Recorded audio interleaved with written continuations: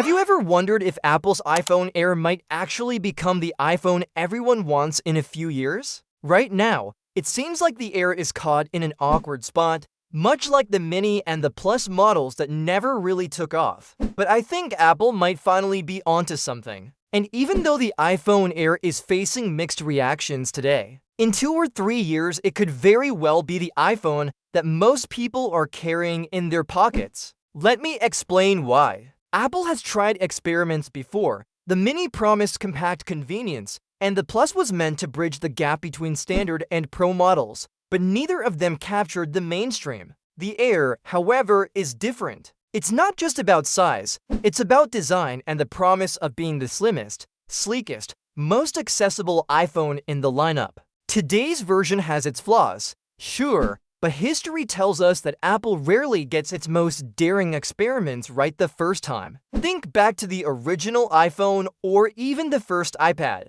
Both were groundbreaking but limited compared to what came later. Over time, those devices matured into bestsellers, and I see the iPhone Air walking down the same path. One of the biggest complaints about the iPhone Air right now is its battery life. It's slim, it's light, and as a result, it can't pack in the largest battery. Early tests show it lasting just a little less than the regular iPhone 17, which doesn't sound too bad, but critics are quick to call it out. The thing is, battery life is not a static issue. Apple is already working on better battery tech, and rumors point to silicon-based batteries in the near future, which could dramatically improve capacity without adding bulk. Other brands have already shown it's possible. The Techno Slim, for example, is even thinner than the Air and still manages a much larger battery. Combine that kind of progress with Apple's strong software optimization, and suddenly the Air's battery looks less like a weakness and more like a temporary stepping stone.